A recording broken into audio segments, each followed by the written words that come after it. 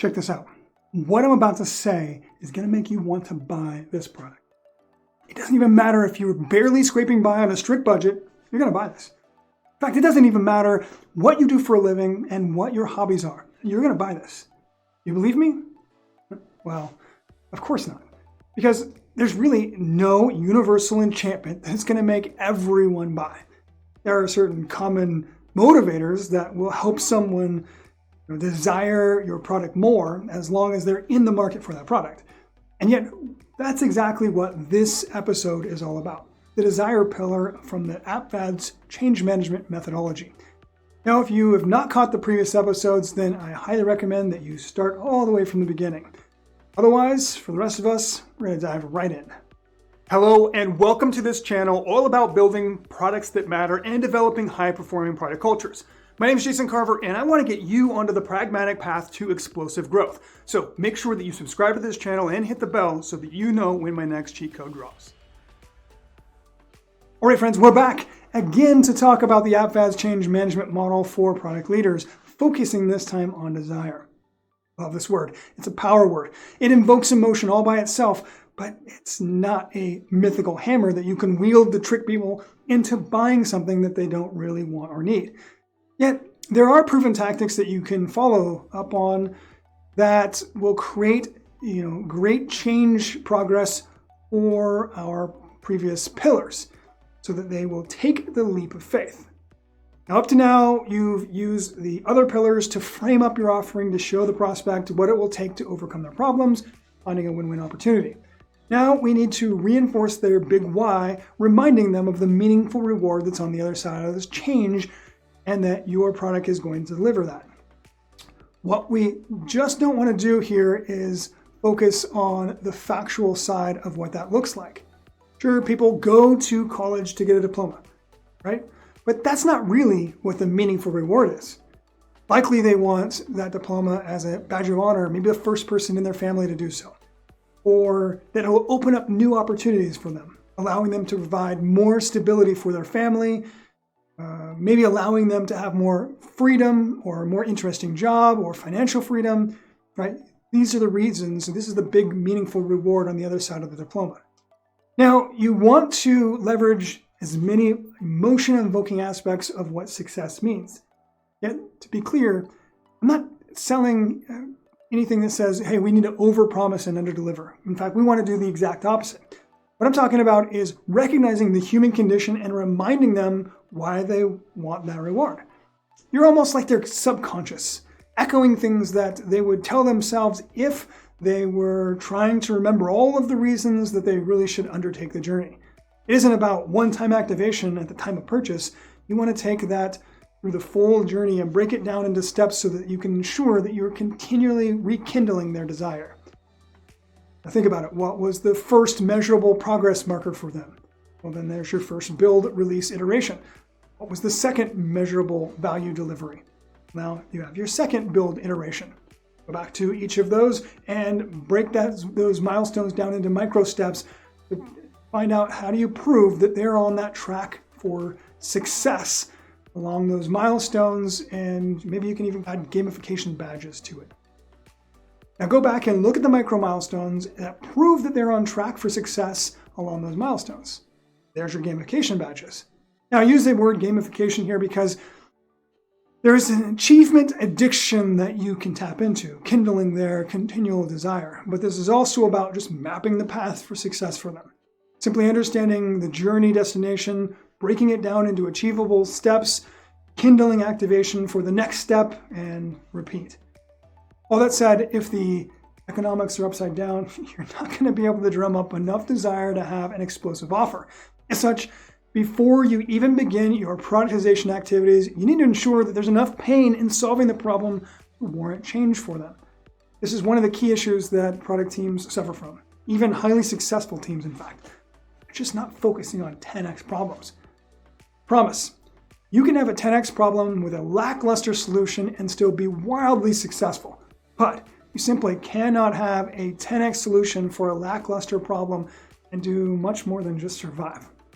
Now, this is because change requires a lot of activation energy. There has to be significant pain to warrant undergoing change or significant gain. If you're simply upside down in that equation, then the investment that you ask for is just better be minimal, right? A candy bar, that's minimal investment. On the other hand, if you want a high margin offering, where people are coming to you without you even having to go drum it up, they're actually searching for you because this pain is so visceral, well, then make sure it's a 10x problem. It's that simple. Next, if you have a meaningful reward for a pain or for an exciting gain, then you need to issue a compelling call to action. Singular call to action. One call to action, maybe a secondary call way down the screen.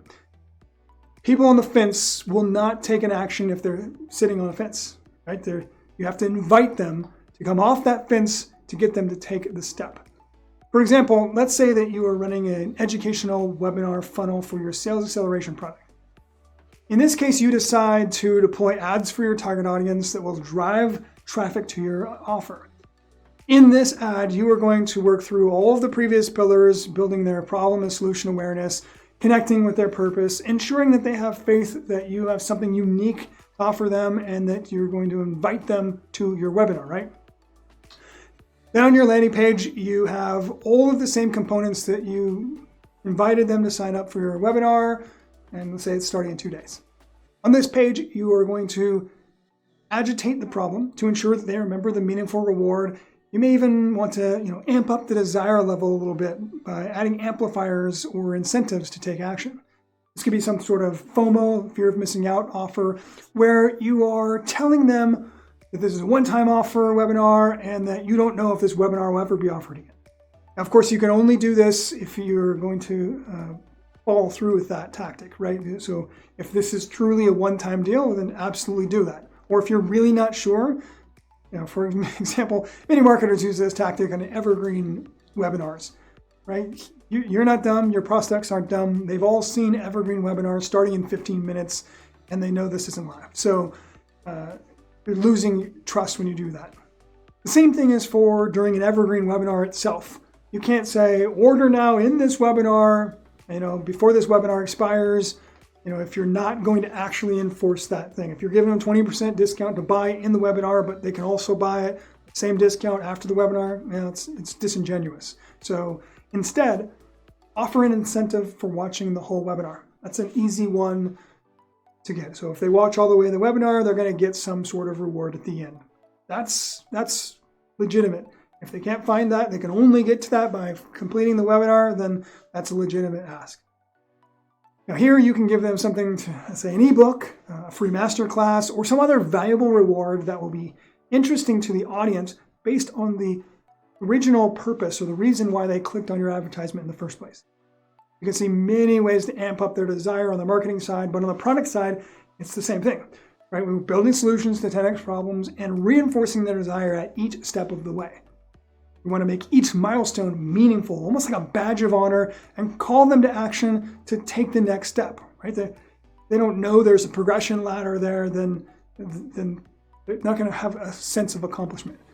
So if the progression ladder may look like, set up your account, create your first project, share it with a friend, set up your first test, launch your product, right? As you go through these, they're going to see that progression ladder and they're going to be, I'm invested, I've already gone through my third step. I want to get to the fourth step. I want to see what's on the other side of this. Again, just like all of the other pillars, the key here is to understand what creates desire for your prospects. Voice of customer discovery is once again king here. You cannot do that without asking your prospects and customers. Flipping back to the internal side of the mechanics, what kind of desire can you create or tap into for your employees? I say tap into here because with customers, you can be a little aggressive to build desire because you are doing it in a short burst, right? You generally have one bite at the apple or one chance to walk them down the funnel, maybe a secondary chance if you pull them back in with an affinity funnel. Yet with employees continually rattling the desire cage, it just feels disingenuous, very quick. You can amp up and get lost of motivation if you do it too often. So such you want to start by understanding intrinsic motivations. Now, if someone is excited to solve complex problems, then give them something meaty to tackle. If someone loves to organize events, then give them something that maybe they can help with portions of a customer day or an all-hands event. Understand that people are already excited to do, and then create alignment with the types of tasks that you give them or they're working on. Next, remind them that the impact that they are making to customers. It's great when leadership finds time to continually reinforce this message with the team, but I found it even better if you invite customers to your meetings or to your events and let them talk about the impact. Right? This is no longer just you guys eating your own dog food and drinking your Kool-Aid. This is actually about the customer coming in and bestowing gratitude towards the team. Another interesting aspect about desire is make it easy to remain charged by being a culture of simplicity. Just like customers, employees only have a certain amount of activation energy. Running 1,000,000 miles an hour in 12 different directions, and well, that energy is going to wear out pretty quickly. So keep your message simple. Keep your mission limited to what's achievable, and always ensure that they are aligned with your North Star. If you don't, then often what's going to happen is your desire will be replaced with other desires. Desire to leave. This is what they're going to be searching for. They're going to try to understand what they're working towards. How does your strategy and the tasks that they're performing on a day-to-day basis actually make the impact that they signed to perform? Keep it simple and just reinforce it often. I find that this is often hard for many leadership teams to follow, especially those with written goal systems. Often they want every department to have top-level goals, each with equal value, and yet they don't line up. There are 5 global objectives. Product has 6 OKRs, and 3 of which don't seem to line up to the global objectives. And finance has 5. 2 of them seem way less important. Yet these may all be things that you need to do over the next quarter. But by spraying 30 OKRs, all bearing the same level of importance and pointing in wildly different directions, your team's going to start wondering if the leadership team even talks. You don't want your team spending cycles trying to make sense of it all, right? We want them to understand it and be able just to focus on executing and delivering value for customers. Keep it crisp, keep it simple, and keep it focused. For example, you may have 3 global themes for the year, with 3 global objectives for this quarter and 3 for next quarter to support those yearly objectives. Now, in this case, the product team may be working on 6 things concurrently, including several active development projects in support of this quarter's objectives and several active planning projects for next quarter's objectives. Here, you want to clearly outline the key results that you need from each of those projects and outline exactly how each of those projects aligns with the global objectives. Now, on the off chance that there are additional activities going on that you do not align with the global OKRs, then just deprioritize them and make them departmental goals, not OKRs. For example, let's say that none of these 3 official objectives for the quarter discuss anything about improving planning velocity to get further out ahead of the work.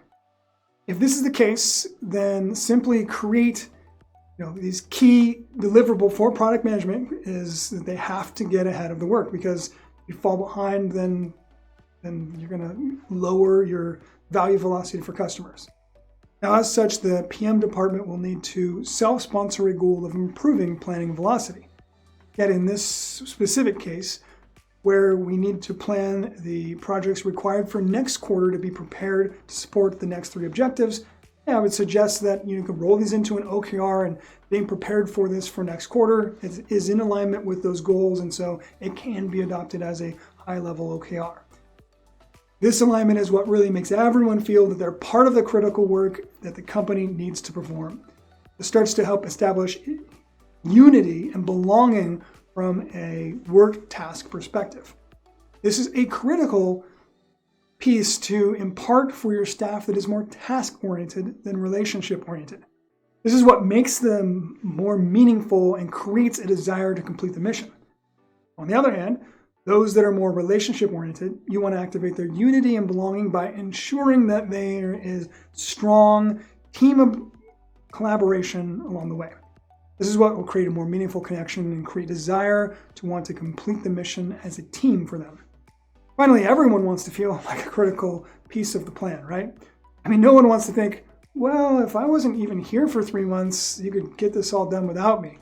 It's just not a good place to be. You want to feel that they are a valuable member of the team that is absolutely has a big piece to play. So when you recognize the intrinsic motivation that each person has, well, you're going to start to understand how they wish to personally be involved. If they feel that they are a natural leader on a mission and they want to help lead the team down the field, then ask them for their counsel on how that could be done more efficiently. If they are a spectacular junior developer who has recently taken an interest in cloud solution architecture best practices, well, then maybe you can ask them their thoughts that they have about an upcoming project. They may not have the right answers, and that's okay. You see, people want to be treated like a trusted advisor. You keep making decisions without involving them, well, then what you'll see is your desire that you actually kindle will be a desire to change jobs and find somewhere that they are valued. It only takes a little time to ask them, and you'll be pleasantly surprised with what you find in return. Sometimes you'll discover someone with brilliant ideas who just simply lack the courage to speak up without being asked directly. Other times you'll find maybe a junior person that's maybe more junior than you expected, and you now have identified great mentoring opportunities so you can kindle their desire for growth. The only way about it is you just have to ask. You have to ask these questions to be able to learn the answers. Well, that's it. Thank you for watching. I really hope you found that valuable. Now, if you want more cheat codes for product success, then make sure you subscribe to this channel and hit the bell so that you know when my next one drops. And don't forget to leave a comment or reach out to me at carverversuschaos.com to tell me exactly the type of topics that you would like to cover next. Till then, my friends, have fun and play well.